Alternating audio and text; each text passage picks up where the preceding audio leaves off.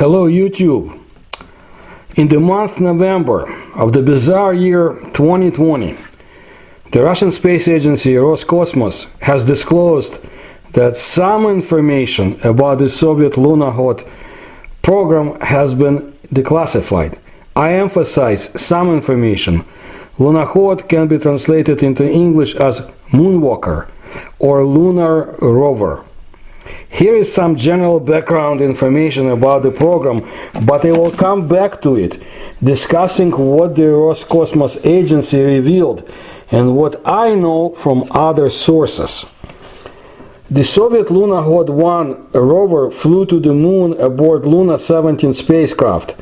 The rover was to travel to various locations under the near real-time control of operators on Earth and conduct tests on the lunar soil for 3 lunar days. That's about 3 terrestrial months. The Lunokhod 1 rover was one of the trailblazers for spacecraft that functioned longer than planned. The 8-wheeled Soviet rover was supposed to work for about 3 Earth months, but instead continued operating for more than 11 months, specifically 322 Earth days. Carried aboard the Soviet lunar lander Luna 21, the Lunokhod 2 rover was to be the second Soviet lunar rover on the moon. There, the rover would collect images of the lunar surface, determine whether ambient light levels are conducive to using the moon as a base for astronomical observations, perform laser ranging experiments from Earth, observe solar X-rays, measure local magnetic fields, and study mechanical properties of the lunar soil.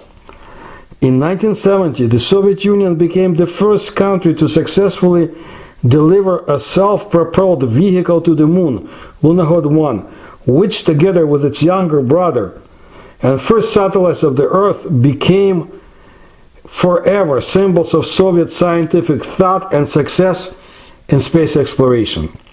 And so, on November 17, 1970, at 6:47 a.m., Luna 17 made a soft landing on the surface of the moon in the area of the Sea of Rain. The lunar vehicle Lunokhod 1 was installed on the landing stage. As the TASS report said at the time, for the first time in the history of cosmonautics, meaning activities of Soviet cosmonauts, an automatic self-propelled vehicle controlled from Earth was delivered to the moon and started scientific research. Today, only the Chinese rover managed to do something like this. The success of the first Soviet lunar rover, launched in another technological era, seems unthinkable. After all, it managed not only to survive on the moon, but also to significantly exceed the tasks assigned to it. To mark the anniversary of the lunar rover landing, Roscosmos published a number of declassified materials about the development and launch of this unique rover. Among the documents is a draft order of the Minister of General Engineering of the USSR on the E8 complex, that's how they called it, this program. In it, the Board of Ministry of General Engineering noted that the work on the E8 facility has not been fully deployed and is carried out with a significant delay from the deadline set by the order of the Ministry of General Engineering, number 288 of August 2, 1967. The minutes of the meeting of the Collegium of Ministry of the General Machine Building, indicating the need to rapidly put into operation the vacuum chamber VK600/300 for the test rover, and to decide on the construction of lunar spaceport and NIP-16 facility in Yevpatoria for testing of remote control object E8. We're talking about the space communication station NIP-16 near Yevpatoria, which was divided into 3 objects, 10 kilometers from each other. It was a secret facility at that time. Few people know, actually, that there was a zero lunar rover, which was launched from Baikonur spaceport on February 19, 1969. Then, at the 51st second of the flight, the fairing attachment points were destroyed, which caused the entire rocket to collapse. The collection maintains the most interesting shots from Lunokhod 0, the release connection, which was launched in 1969, but due to problems with the launch, it did not reach the moon. It's just that previously only known pictures of Lunokhod 1 and 2 were available. Well, there was the third one, which is located in the Lavochkin Museum. And that's actually according to Pavel Shubin, a cosmonautics historian, author of books about space exploration. Now, Lunokhod 3 was built for a moon landing in 1977 as Luna 25, but it never flew to the moon due to the lack of launchers and funding. And so it remains at the Lavochkin Design Bureau Museum. Lunokhod 2 was the second and more advanced of the two Lunokhod rovers. The launcher put the spacecraft into Earth parking orbit on January 8, 1973. It was followed by a translunar injection, and on January 12, 1973, Luna 21 was braked into a 90 by 100 kilometers lunar orbit. Lunokhod 1 consisted of two main parts, a wheeled chassis and a sealed instrument container that housed all service equipment. The container had the shape of a truncated cone, and the upper base of the cone, which serves as a radiator cooler for the heat discharge, had a larger diameter than the lower one. During the moonlit night, the radiator was covered with a lid. The inner surface of the lid was covered with solar cells, which provided recharging of the battery during the lunar day. The instrument compartment was mounted on an 8-wheeled chassis that allows the automatic laboratory to move on the surface of the moon. It is known that when choosing the type, the engineers abandoned the option of tracked and 4-wheeled chassis because of their unreliability. The crew, listen to this, the commander, driver, navigator, operator, and flight engineer managed the self-propelled vehicle from the Lunar Rover Control Center on Earth. The crew of the lunar rover, receiving lunar television images and telemetry information on Earth, used a specialized control panel to issue commands to the lunar rover. Lunokhod 1 crawled on the moon until September 1971. The total duration of active operation of the Lunokhod 1 self-propelled vehicle was 301 days, 6 hours, and 37 minutes. The device covered 10,540 meters, which became a world record, transmitted to Earth more than 200 lunar panoramas, about 20,000 photos, and other research results. And trust me, we don't know everything that was transmitted to Earth, but we'll speak about it. As a result of the exploration by Lunokhod of the area where the station Luna 17 landed, here's what was built. Topographic scheme of the route in the scale of 1 to 1000, and specified schemes of individual sections in scale 1 to 200, elevation profiles of route and the characteristic craters. With the help of automatic spectrometric equipment RIFMA, information was obtained about the chemical composition of the lunar soil. In its composition, it had the following elements: silicon 20%, iron 12%, calcium 8%, aluminum 7%, magnesium 7%, titanium more than 4%, and potassium more than 1%. The declassified report, Ground Tests of the Lunar Rover Remote Control System, tells about ground tests of the remote control system and crew training conducted in 1968-1970 at the Crimean test site, Lunadrome, or Lunar Spaceport, using the standard equipment of the ground measuring facility NIP-10 in Simferopol. The test site was a model of a section of the lunar surface measuring 71 by 119 meters, with a relief typical of the marine areas of the moon. That's where the lunar seas are located. Formed by artificially created craters, rock ridges, and individual stones of various sizes and shapes. The thorough report contains a detailed description of testing and training methods, including an assessment of the state of the main psychological functions of operators, pulse and respiration, taking into account the psycho-emotional stress of the control group members. The appearance of the E-8-2 lunar rover, designed to move an astronaut on the moon and evacuate to a spare ship, remains a secret. Some of its parameters are known from various reports. It is known what the cosmonaut had to do when traveling to the reserve ship, but what it looked like and what its characteristics were is unknown. Or not declassified, that's what I should say. Although launch dates had already been set for these stations, that is, the drawings were definitely ready. That's according to Shubin. Now, Russian researchers such as the cosmonautics historian Anton Pervushin welcome the publication of secret documents and are very happy to continue the policy of making declassified documentation related to Soviet space achievements freely available. They're waiting for even more documents. Now, let me tell you what I know.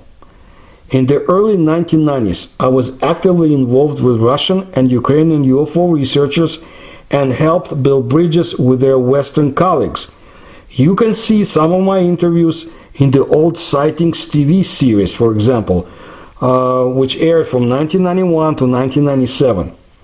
Back then, my Russian colleague, Konstantin Kovalkovsky, was a noted UFO researcher as well as the publisher of Spectra, a St. Petersburg newspaper. He ran UFO phenomena research organization called Uphonics. Once I received a fascinating piece of information from him. Kovalkovsky had sent me an interview that was published in 1991 in Megapolis Express. The interviewer was Alexander Sidorko, a journalist. The interview subject was an ex-KGB officer named Vadim Petrov. He was responsible for the safety and secret identities of Soviet Cosmonaut Testers. Test pilots exist in any nation that makes its own planes or has an air force.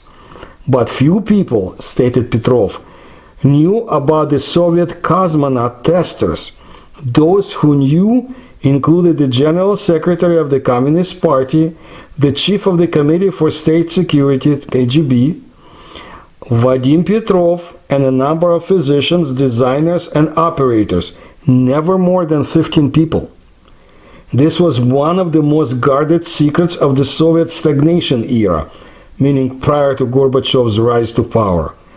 And it apparently remained top secret, and you know what? It still does. The detachment of cosmonaut testers was created even before Yuri Gagarin's first manned spaceflight. The idea came from the then chief of the KGB, Semichastny. It seems that the KGB was not certain that the automatic equipment on unmanned stations was reliable. The prestige of the Soviet Union depended on those space flights. Soviet unmanned space stations had to fly faultlessly and always complete their missions. Thus, it was decided to equip some of the stations with pilot modules so that cosmonauts could control the flight through manual control and then report all collected data upon their return. The KGB chief reasoned that having human beings in control would provide them with 200% safety for Soviet space flights. The detachment accepted only volunteers from the KGB. The volunteers were invited for a discussion after the initial selection process without the volunteers' knowledge. All volunteers who were talked to, including those who did not make it into the detachment, they signed statements of secrecy. The 000, the highest degree of secrecy in the USSR. Vadim Petrov did not know anything about the testers' initial flights. His work with the detachment began in 1969. That was the time of the Lunokhod Moonwalker project. And as I told you, Lunokhod was a Soviet-made moon exploration vehicle. And the whole country was proud of this machine. The two cosmonaut testers who were being prepared for the flight to the moon were number 13 and number 14. Therefore, Petrov guesses that prior to Lunokhod project, there must have been a dozen other flights. The testers in the detachment never revealed their true names. Those associated with the Lunokhod project knew that numbers 13 and 14 would never return to Earth. They were to remain in a separate module. Upon landing on the moon, their mission was to find Lunokhod, repair the chassis, align the tuning of solar batteries, and provide the corrected directions for television cameras. Number 13 and number 14 made those famous lateral shots of the Lunokhod vehicle. Somebody had to. When the testers were being sent to the moon, some of the experienced, seasoned KGB officers associated with the project cried or wept. But the two volunteers were no cowards, according to Petrov. They guided the station to its target and accomplished all the Lunokhod project objectives. This was very likely the most tragic episode in the history of the Soviet space exploration, according to Petrov. In the reality, where I lived in my youth, the KGB officers, seasoned or not, made other people cry or weep. Were the volunteers so determined to sacrifice their lives for the glory of the Soviet motherland? I doubt it. The KGB knew the true situation in the Soviet Union better than anybody else, and they were quite cynical. They preferred to keep on living their lives rather than die for Brezhnev's projects. I believe that testers' psyches had been changed, that they became victims of Soviet mind control experiments.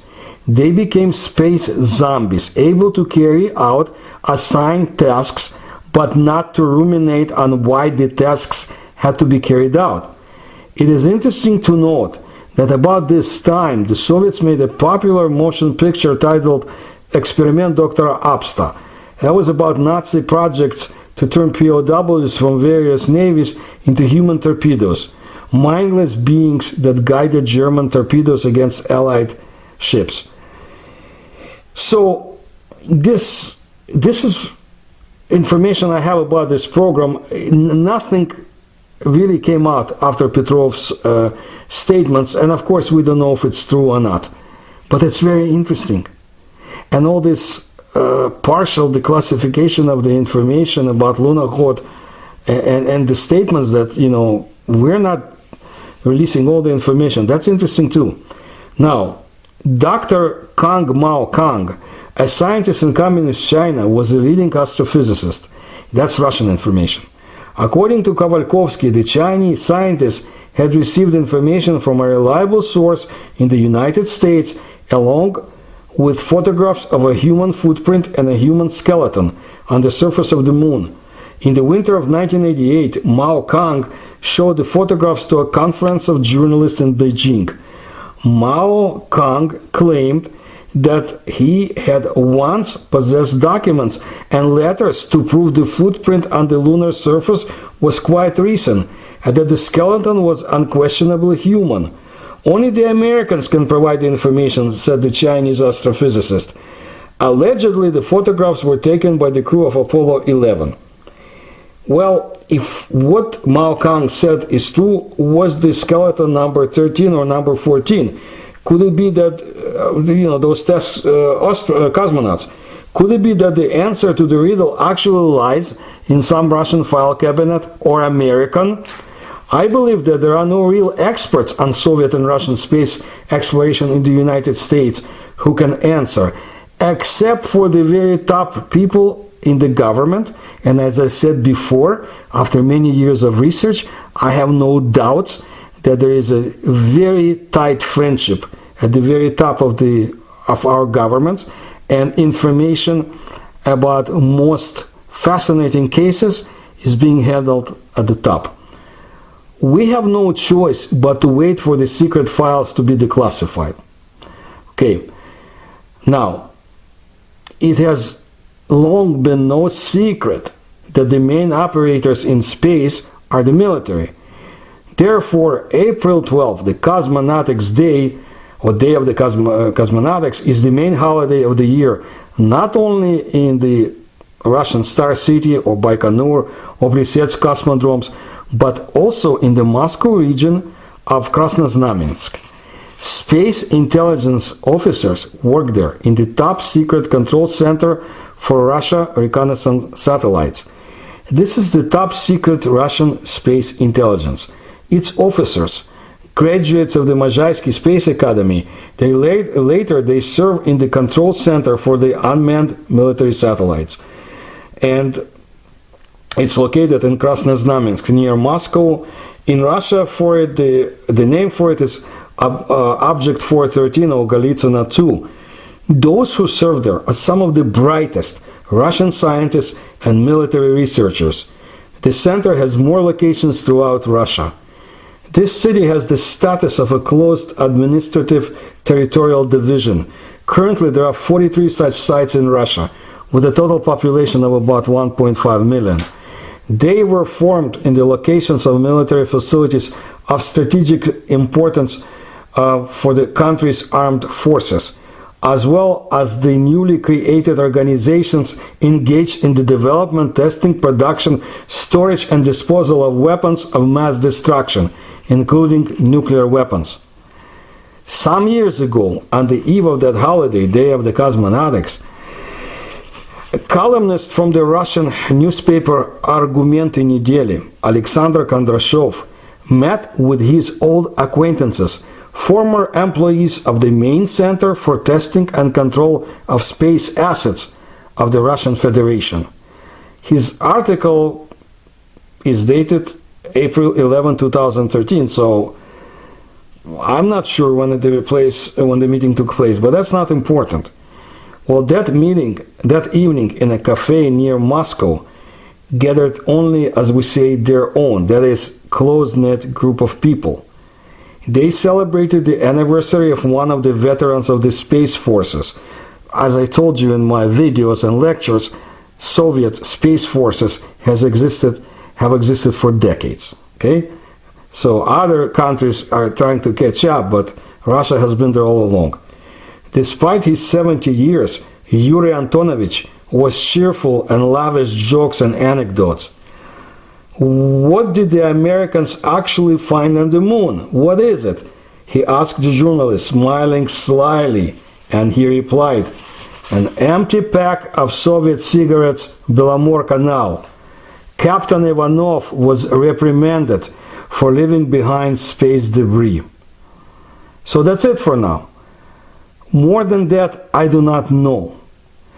Was this a legend about those doomed cosmonaut testers? Was the information exchanged with the Americans? Hopefully, we will learn more about the Lunokhod missions in some unimaginable future, and more about other programs. For many years, the Soviet Union held a leading position in the world in space exploration, and not only because it was Yuri Gagarin who became the first astronaut or cosmonaut from our planet in space. Our scientists have launched many spacecraft, some of which have reached the surfaces of other planets, and they're still working Soviet probes on the borders of the solar system. Now, a space probe is an automatic device that aims to explore outer space. The first space probe is considered to be Luna 1, launched by the Soviet Union in January 1959. However, Luna 1 was not intended for the study of the planets of the solar system, but for the study of the Earth natural satellite. However, this device did not reach the surface of the moon. The Luna 2 on September 14, 1959, for the first time, touched the surface of our celestial neighbor, raising a cloud of dust recorded by many observations around the world. This cloud was another proof of the success of the Soviet mission. In addition, the device delivered pennants with the image of the USSR coat of arms to Lunik Bay, located between the craters Aristillus, Archimedes, and Autolycus. Now, let's look at another planet, Venus. It was the first Soviet spacecraft that first reached the surface of Venus. It was an automatic station, Venus 3, launched in 1965. However, Venus 3 managed to capture only the atmosphere of the celestial body. 10 years later, the Venera 9 and Venera 10 spacecraft transmitted images of the planet's surface to Earth, and in 1981, using the Venera 13 module, color images of the celestial body were obtained and its soil was analyzed. Subsequently, the study of Venus was continued by Soviet probes of the Vega series. So in 1984, two devices, while in orbit of the planet, sent modules to it. During the descent, the modules released balloon probes, which, thanks to the parachutes, hovered over the surface for a long time and were able to collect a lot of data about the structure, composition of the atmosphere, speed and direction of winds. After landing, the vehicles took soil samples, and the probes passed information about the study to Soviet scientists. Now, the Mars 2 and Mars 3 automatic interplanetary stations were sent to the Red Planet in 1971. However, Mars 2 crashed on the surface of the planet, but Mars 3, on December 2 of the same 1971, that is 6 months after the launch, managed to make the world's first soft landing on Mars. The device even transmitted a television image to Earth for a few seconds. However, the scientists were unable to make out the details. Or that's what we're being told. After that, the connection with Mars 3, which remained on Mars, was cut off forever. Only in 2013, a group of enthusiasts from Russia, using images of the orbiting American probe, discovered Mars 3 on the surface of the Red Planet. It turned out that the Soviet specialists, not having sufficient data, very professionally calculated the exact landing site of the device. Mars 3 landed just 3.5 kilometers from the estimated point. It is clear that this project involved a large number of interplanetary vehicles, and not all of them reached the surface of Venus or Mars. So, the fate of the Soviet automatic stations Phobos 1 and Phobos 2, intended for the study of Mars and its satellite Phobos, turned out to be tragic. The first one was lost on September 2, 1988, as a result of an erroneous command from Earth. The second managed to enter the orbit of Mars and start transmitting data, but during the correction of the orbit, the device was lost. Or, as I have shown in my books, lectures, and videos, destroyed by sentinels of an advanced extraterrestrial civilization. We should ask Buzz Aldrin about the monument that he speaks about. And I have a few videos that you can find in the playlist about it. I urge you to look at it, because definitely new missions are eagerly being planned now. Now, about the Soviet probes. Not all of the probes were sent specifically to make landings on planets. Some simply explored the outer space. According to Tamara Aroseva, author of the textbook Engineering Sciences, there are probes that still fly at the very borders of the solar system, and they should be sending information to Earth until the strange year 2020. Or should I say even longer? I'm sure we know very little about the real facts of space exploration by China, Russia, or the United States. But I've been doing my best to bring you information I have collected through the years of my research. And I do want to tell you a few more things about Moon, our satellite, a very mysterious celestial object. And I'll do it in the future. If you like my research, I ask that you please support me. There are links in the description of this video how to do it. Please subscribe, share this video, tell others. Help me, please, to bring my knowledge more to the world. Thank you, and be safe.